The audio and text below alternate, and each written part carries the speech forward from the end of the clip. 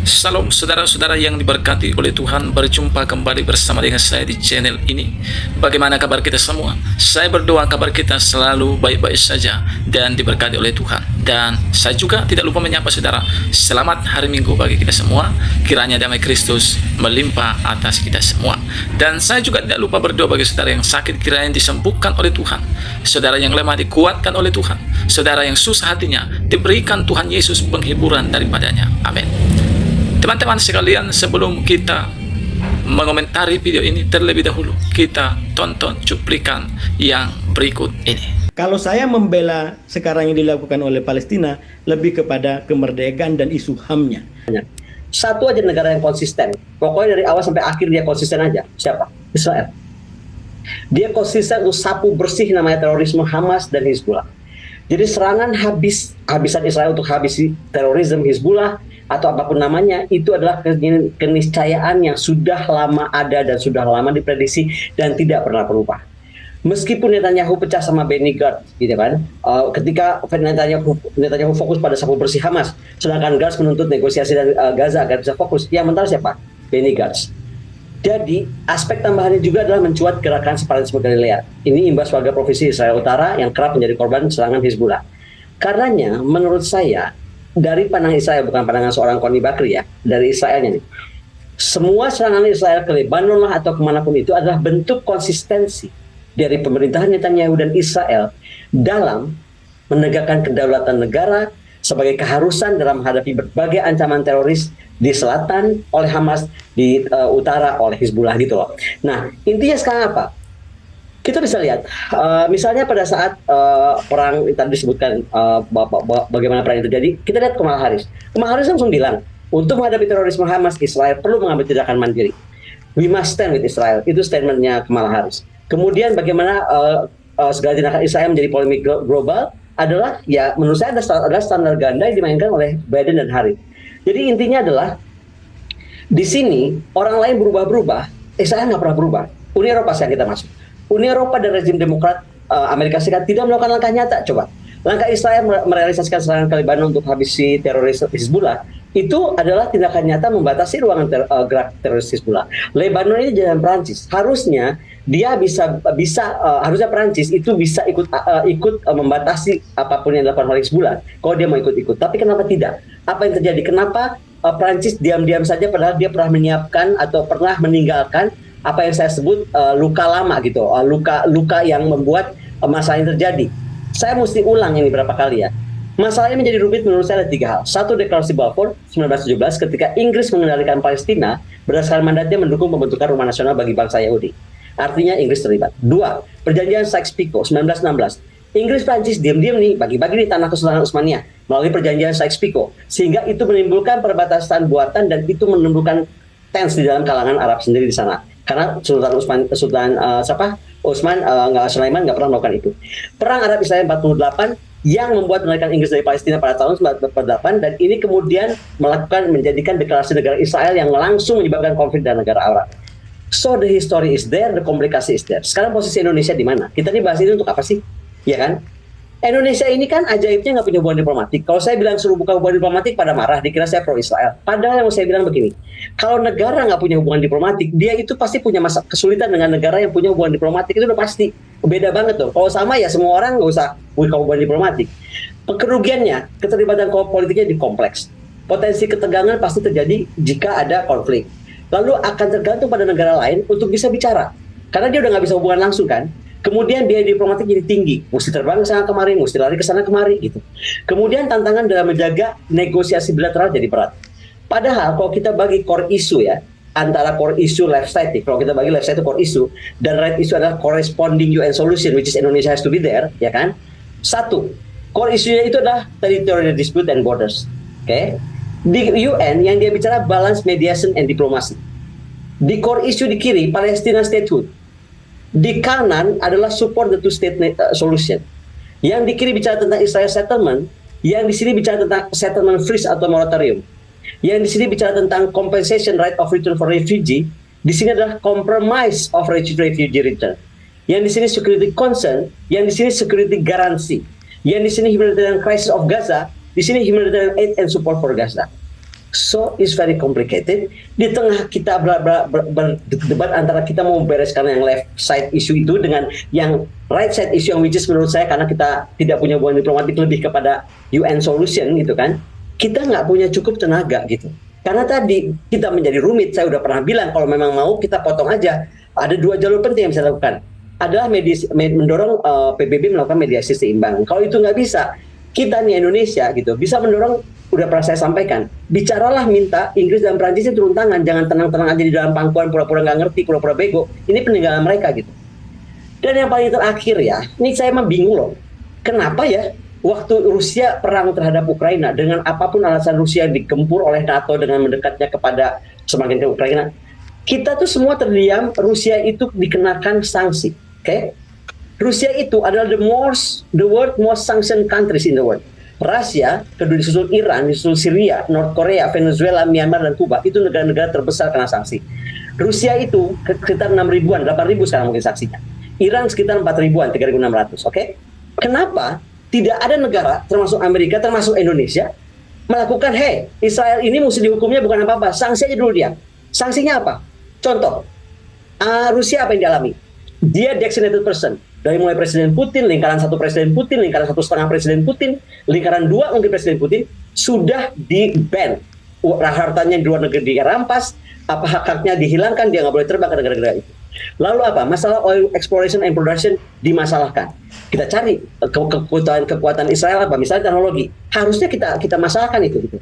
Masalah kendaraan di-ban. Petroleum products di-ban. Restricted goods and technology di-ban. Insurance di-ban. Luxury goods di-ban, goods lain di-ban, service and certain industry di-ban, gold product di-ban. Pertanyaan saya, apa yang kita ban dari Israel? Nothing. Yang kita ribut itu hanya berantem, ya kan? Dan ngotot sekarang lebih ajaib lagi menganggap adalah suatu jalan keluar jika misalnya sekarang Israel itu dihapuskan dari muka bumi. Itu menurut saya menjadi masalah, menjadi rumit kalau sampai ada keinginan menghapuskan Israel dari muka bumi, karena itu tidak akan menuju ke perdamaian, tetapi malah akan menciptakan masalah baru. Itu. Betul. Oke, Mem. Sebelum saya kembali ke Pak Has dulu, saya ada satu pertanyaan. Tadi terima kasih, Mem. Yud sudah masuk pada situasi kita. Itu memang akan kita bicarakan soal itu. Tapi ada satu hal. Dari pernyataan pemerintah Rusia dalam hal ini Putin, itu membuat kita harus bagaimana, sebab tampaknya eskalasinya akan semakin besar kalau kemudian tidak ada resolusi yang bisa diambil oleh dunia, dalam hal ini UN, sebab dia sudah mengancam jangan sampai terjadi kemudian Lebanon dan atau barangkali kepentingan Rusia lainnya, katakanlah di Suriah itu terganggu. So risiko apa yang kita hadapi sebagai sebuah komunitas dunia, Mem? Risiko kita sebenarnya tidak usah harus menunggu Putin. Kita tuh harus bicara buat kepentingan Indonesia itu apa. Herannya Indonesia itu nggak ada khawatirnya kecuali khawatir Palestina nggak merdeka. Bingung saya. Padahal banyak hal mesti kita pikirin. 1, kekhawatiran global jika meluasnya konflik ini menjadi perang regional luas. Konflik ini akan merenggangkan aliansi global. Apa yang terjadi? Barat Timur akan berantem, Utara Selatan akan semakin tajam, mayoritas Muslim dan non-Muslim country akan semakin bentrok. Itu pasti ada dampaknya. Kemudian apa implikasi jangka panjang? Memperdalam persaingan Iran-Israel, dan ini artinya akan ada perang proksi yang panjang antara Lebanon, Suriah, dan Irak. Kemudian apa yang terjadi? Yang paling mengerikan, destabilisasi pemerintahan. Negara-negara yang sudah memang tidak stabil secara politik, ya kan, terus kekacau, ini akan even worse. Why? Akan dieksploitasi oleh kelompok ekstremis. Itu lebih mengerikan, karena yang bergerak akhirnya bukan negara. Apalagi yang paling mengerikan, perang regional ini mengganggu pasokan peralatan canggih tingkat tinggi yang hanya bisa diproduksi oleh Israel, mengganggu pasokan minyak terutama. Jika Iran datang gilanya, dan saya rasa dia boleh aja gila gitu, ke orang lain gila, kenapa gua nggak bisa, kata Iran kan, dia tutup lagi Selat Hormuz. Apa yang terjadi? Infrastruktur minyak Arab kolaps, dan di sini pasti Cina bangkit. Kenapa Cina akan bangkit?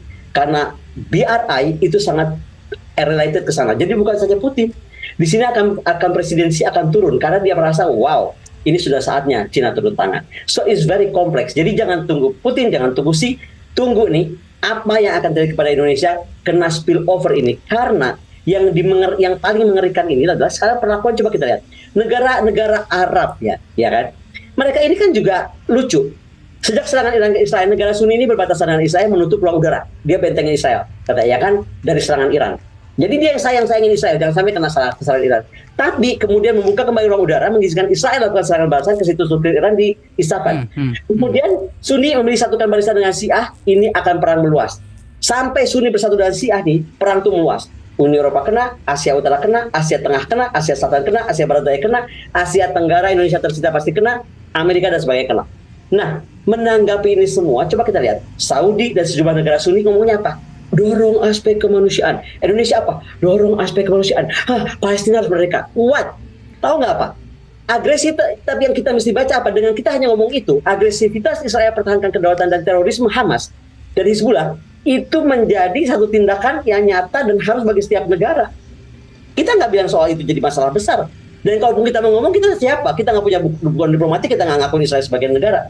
So, cara kita berpikir itu menurut saya agak kompleks ya. Jadi agak mesti lebih jelas gitu kalau mau bicara tentang kepentingan nasional. Ya, sebenarnya saat Ibu Koni tadi udah menyampaikan pikiran-pikirannya, saya sudah angkat tangan. Saya sebenarnya dengan Ibu Koni di ujung pikirannya sama sebenarnya. Cuman memang cara kita menyampaikan dan tahapan-tahapan menyampaikannya itu mungkin yang berbeda. Tapi satu yang saya hormati dari Ibu Koni, betapa beliau sangat cepat punya pemikiran dan holistik istilahnya cara melihat. Jadi bukan hanya satu sisi tapi banyak sisi pihak gitu. Misalkan saya terus terang orangnya pejuang perdamaian. Sampai sekarang saya berjuang demi perdamaian. Dan kalau saya bicara keras tentang ini, karena saya tidak ingin konflik ini makin dalam. Ya. Saya boleh dong punya mimpi dunia ini lebih damai ke depan. Walaupun mungkin sekarang masih mustahil, tapi kalau nggak ada yang bermimpi, bagaimana nasib kita ke depan? Jadi saya ingin bertanggung jawab, seluruh statement saya dimanapun berangkat dari pikiran two-state solution itu yang terbaik. Begini, saya mau singgung dulu soal tadi Pak Satrawi itu bilang soal beliau itu pencinta damai. Oke? Perdamaian itu perlu persyaratan kesepakatan bersama. Damai itu sifatnya bisa positif, dia adil, dia saling menghargai, yaitu apa yang dipakai. Gencatan senjata, mediasi. Tapi dia bisa negatif. Apa? Dominasi, penindasan, perbudakan. Dua-duanya pengen damai. Oke? Jadi itu adalah sebuah siklus hubungan internasional yang nggak bisa dibantah. Bahwa semua orang berbicara tentang civis pacem bellum adalah betul. Siapapun yang ingin ingin tenang, ingin damai, bersiap-siaplah untuk perang. Itu satu catatannya. Yang kedua, soal teroris. Itu Hamas teroris lah atau Hizbullah teroris, yang ngomong bukan saya. Banyak orang ngomong, tapi yang kita ambil udah jelas Kamala Harris. Dia ngomong kok, pokoknya kita harus jaga Israel dan Hamas harus dihajar. Itu omongan seorang kepala negara paling besar di dunia hari ini. Nah, tadi disebut oleh Pak Satrawi lagi, buat Pak Satrawi yang penting Palestina merdeka. Jujur di sini isunya Pak, kita di bangsa Indonesia, saya tadi udah bagi ya, saya udah mudahkan urusan kita. Urusan kita itu ada 6 wilayah yang disengketakan, saya ulang ya, pemukiman, negara Palestina merdeka, masalah keamanan, hak untuk kembali dan pengungsi. Itu yang diributkan oleh semua orang di seluruh dunia. Sekarang kita Indonesia ini sepakatnya di mana? Mau Palestina merdeka, mau bicara pemukiman, mau wilayah sengketakan, atau masalah keamanan, atau hak pengungsi, atau hak untuk kembali, atau human right or whatever the story. Why? Kita bisa ngubek-ngubek di situ, di 6 dan 7 itu. Yang satu itu, yang namanya Israel, ke satu. Pokoknya, namanya teroris harus mati siapapun itu, di belakangnya siapapun itu. It's very clear, kita tuh masih belum tahu kita mau apa, dia udah tahu mau apa. Itu isu pertamanya. Nah, jadi yang di sini saya mau bilang, kita itu memang mesti hati-hati. Kenapa? Sekarang tadi Pak Satrawi bilang, dia ingin pokoknya sekarang ceritanya jalan perdamaian. Oke. Kalau jalan perdamaian Pak, nggak selamanya two-state solution. Karena two-state solution sekarang dirusak oleh orang-orang yang menganggap Israel bukan negara berdaulat. Kalau udah saya bilang tadi, lo gimana dia tuh diangkat sudah hukum internasional diakui oleh PBB 1948. Makanya lahirlah solusi dua negara. Dengan tidak mau mengakui Israel, ya udah berarti dia bukan negara, itu solusi udah hilang. Apa yang ada sekarang? Maka diusulkan apakah federasi atau konfederasi, yaitu menyarankan federasi binasional namanya, yaitu di mana Israel Palestina berbagi kendali atas tanah tersebut, ya kan, mempertahankan struktur pemerintahan yang terpisah gitu. Mungkin kayak apa ya? Mungkin kayak agak-agak Irlandia, tapi Irlandia in another type lah. Kemudian apa? Keterlibatan diplomatik, mediasi internasional itu perlu apa? Bicara damai dan juga insentif dan peran mediasi yang seimbang. Di sini coba kita tanya, PBB ini seimbang nggak sih? Sebagai fasilitator itu dia netral nggak? Tidak. Menurut saya, kita juga harus bicara tentang PBB. Dia tuh harus betul-betul netral, tidak berpihak terlalu terhadap salah satu gitu loh. Dia harus memastikan dia tidak berpihak, memastikan fasilitasi dialog yang fair, dan negosiasi tanpa condong satu pihak manapun. Bisa nggak PBB melakukan itu? Kedua adalah apa? Kita menegakkan resolusi aja yang udah ada. Dewan Keamanan PBB itu punya resolusi 242, apalagi resolusi 2334, mengecam pemukiman Israel, menyerukan penarikan diri dari wilayah yang diduduki. Coba itu ditegaskan kembali. Jadi menurut saya, kita tuh fokus sama apa yang kita mau gitu loh. Masalahnya kita nggak fokus, semua orang bicara tentang Palestina, bicaranya lain-lain. Sementara si satu itu kekeh, pokoknya itu orang yang mengganggu gue, dia teroris, gue hajar sampai mati. Nah, inilah menurut saya isu pertamanya. Kita nggak tahu dan masih bingung apa yang kita mau, dia sangat tahu apa yang dia mau, gitu. Saya ingin memperkaya diskusi begini tadi. Ini sebenarnya udah masuk ke daging-dagingnya ya. Kalau tadi disampaikan Mbak Koni bahwa yang menyampaikan teroris itu adalah paling tidak Kamala Harris. Sekali lagi kalau kita baca sejarahnya Timur Tengah, itu kita masih bisa memahami dalam konteks apa pemahamannya. Memang prajurit Amerika itu pernah ditarget oleh Hizbullah di Libanon. Bahkan kedutaan besarnya juga ditarget. Nah, itulah konteks kenapa kemudian Amerika juga memasukkan kelompok-kelompok Hizbullah dan tokoh-tokohnya ini di dalam daftar terorisme. Artinya apa? Ada kepentingan nasional mereka yang diganggu. Walaupun lagi-lagi kembali kepada inti persoalan ini yang kedua selain kemerdekaan, bagi Iran dan juga kelompok perlawanan, keberadaan Amerika dan sekutunya di Timur Tengah itulah yang dianggap sebagai persoalan utamanya. Jadi ini kayak semacam aksi reaksi. Seandainya ada pengadilan betul-betul fair itu sebenarnya menarik. Tapi masalahnya yang kata Mbak Koni, sekarang mana pengadilan yang fair? Mana sistem hukum yang fair? Itu kan dominasi daripada kelompok-kelompok. Dan akhirnya kita hanya di surga nanti akan mendapatkan keadilan yang hakiki. Wah, akan mendapatkan sebuah penegakan hukum yang hakiki. Karena sekarang tidak memadai itu. Kita lihat PBB, bagaimana PBB bisa bergerak, tadi Mbak Koni sudah sampaikan itu. Jadi sekali lagi saya bicara apa adanya, insya Allah saya hanya berpihak kepada yang betul-betul saya perjuangkan sebagai kedamaian semua, walaupun ya kata Mbak Koni ini masih banyak macamnya, iyalah, tapi paling tidak ada roket itu sudah damai. Kalau sudah ada roket, termasuk juga kayak Rusia hari ini, itu pasti tidak baik. Ambisi pasti ada. Saya setuju dengan pikiran penguatan militer Mbak Koni. Dalam rangka damai kita harus bikin pertahanan sekuat-kuatnya. Saya setuju itu. Tapi justru jangan kemudian menjadi sebuah keadaan di mana kita mengalami peperangan itu. Jadi betul-betul perkembangan militer hanya untuk pertahanan. Okay. Walaupun mungkin dalam sejarah perang itu juga juga tidak ada. Undang-undang dasar bagaimana kemerdekaan adalah hak segala bangsa. Be very careful with that statement. Saya ulangi ya, be very careful with that statement. Karena negara kita ketika menyatakan itu adalah ketika kita punya presiden yang kemudian membangun kekuatan pertahanan kita, militer kita terkuat di bumi bagian selatan. Terkuat. Amerika itu tinggal ditelepon kok, saya mau beresin Papua, selesai dia. Oke, silahkan masuk, kira-kira gitulah keadaannya. Karena kita terkuat secara militer bagian selatan. Hari ini, saya ingin Indonesia yang merdeka, bukan Palestina yang merdeka. Indonesia merdeka nggak? Merdeka nggak? Untuk bersuara aja di satu hotel, itu bisa digerebek sama orang nggak jelas. Satu, kemerdekaan berpikirnya sudah hilang. Yang kedua, kalau untuk bicara merdeka, saya mau bicara tentang bagaimana current complication factors yang terjadi. Kita bicara dua hal ya, mau jalur cepat atau jalur lambat. Jalur cepat, bagaimana selesai masalah ini? Dukung Trump. Itu paling cepat. Kita dukung Trump. Apapun caranya, bagaimana caranya kita dukung Trump. Supaya dia menjadi President of the United States 2024. Why? Langkah Trump itu dia jelas. Dia mau satu, denuklearisasi korut. Abraham Accord akan dinormalisasi, lalu perdamaian Rusia-Ukraina. Apa yang dia bikin, kemudian diakui Korut, langsung menunjukkan sikap setuju, dan kemudian langkah Korut tidak pamer lagi senjata nuklir pada saat parade militer. Itu penghormatan terhadap Trump. Trump juga langsung mendorong surrender polisi kepada Ukraina. Dia bilang gini, hey Ukraina, udah deh, lu tuh udah rugi. Kalau lu terus-terusan begini, lu akan makin hancur dan rugi. Sekarang udah, lu akui aja lah, lu kasih tuh yang sudah diduduki Rusia, lu cari gara-gara. Oke? Trump juga menggaungkan apa? Make Israel great again. Bukan cuma Amerika great again, make Israel great again. Who are we, si Indonesia ini, dengan tadi harus dengan pembukaan undang-undang menjadi negara yang menegakkan kemerdekaan semua bumi ini harus merdeka, ya kan? Tapi Papua dipertanyakan merdeka, kita pusing sendiri, ya kan? Nah, tapi kita nggak punya kekuatan untuk itu. How? What? Itu pertanyaan aku. Yang kedua, konteks panjangnya apa? Konteks panjangnya ini panjang sekali, karena sekarang current complication factor. Amerika mendukung Israel penuh, dukungan Iran terhadap kelompok Palestina juga jelas, kekuatan regional itu agendanya bersaing, Mesir Yordania itu juga punya saingan-saingan sendiri, Turki juga punya masalah sendiri, kepentingan strategis negara maju misalnya Rusia, dia dukungan Qatar untuk Rusia dan juga bagaimana kepentingan strategis Rusia dengan Iran dan Suriah, tadi kepentingannya China dengan BRI, bagaimana dukungan Qatar untuk Hamas yang memberikan dukungan finansial signifikan kepada Hamas, bagaimana dia memerintah Gaza menolak kebijakan Israel, bagaimana heningnya Inggris dan Prancis yang tadi saya sebut, negara inilah yang mewariskan kolonialisme yang kemudian dia ini yang membuat gara-gara, tapi sekarang dia cuma diam aja di belakang layar. Oke? Itu jalur panjang yang kita mesti lewatin. Sekali lagi, kalau kita mau sekarang betul-betul menegakkan apa yang dibuka oleh Undang-Undang Dasar kita, bangunlah kekuatan militer kita menjadi kekuatan militer yang terkuat di bumi bagian selatan, dan kemudian kita mendukung juga kebijakan luar negeri yang jelas, tegas gitu.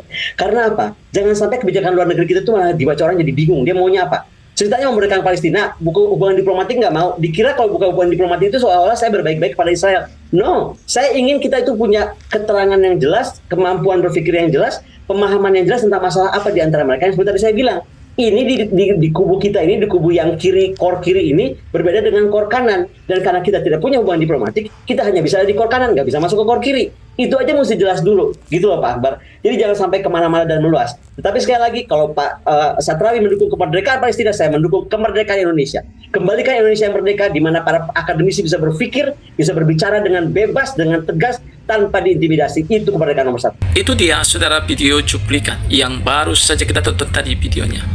Bagaimana kita sudah mendengar apa yang disampaikan oleh Ibu Connie Bakri, sangat luar biasa. Bagaimana bangsa Israel, kepemimpinan yang ada di sana, mereka tidak berubah-ubah perkataannya. Dan itu sesuai dengan firman Tuhan. Dan puji Tuhan di sana diterapkan hal tersebut.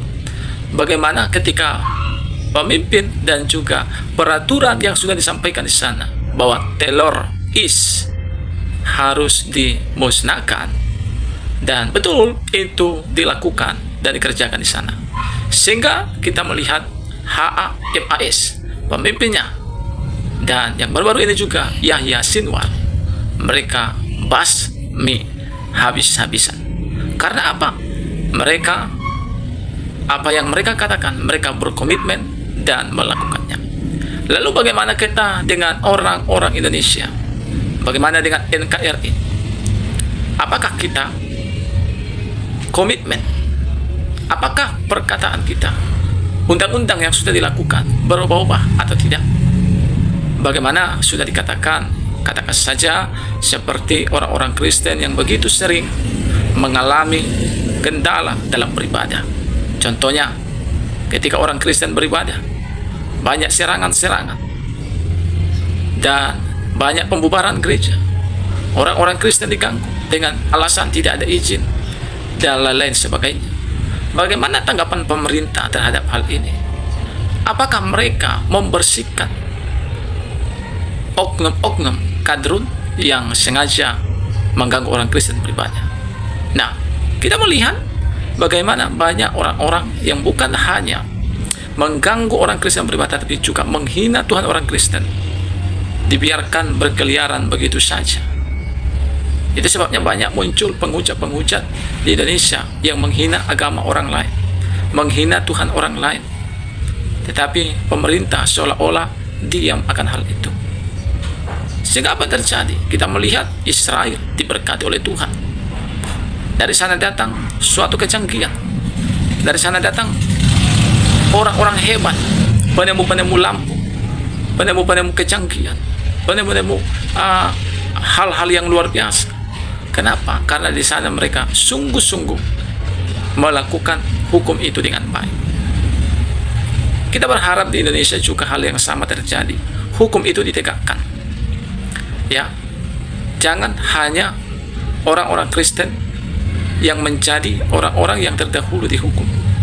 Sementara dari mayoritas yang menghina Tuhan Yesus Kristus, yang menghina agama Kristen, yang mengganggu orang Kristen beribadah, tidak ada ditegakkan keadilan. Seperti oknum ASN. Bagaimana? Yang membubarkan ibadah orang Kristen. Aman-aman saja hingga pada hari ini. Nah, inilah yang membuat negara kesatuan Republik Indonesia ini, Tuhan murka melihat Indonesia ini. Kita rindu Indonesia diberkati. Itu sebabnya mari sebagai pemimpin-pemimpin yang ada di Indonesia ini, lakukanlah keadilan. Jangan berubah-ubah dengan hukum. Jangan berubah-ubah dengan peraturan yang sudah ditetapkan. Lakukan. Maka Tuhan akan memberkati bangsa Indonesia. Teman-teman, apa yang menjadi komentar saudara terhadap video ini, silakan isi di kolom komentar. Komentar yang bijak, komentar yang memberkati. Tuhan memberkati kita semua. Salam dan sampai jumpa di video selanjutnya.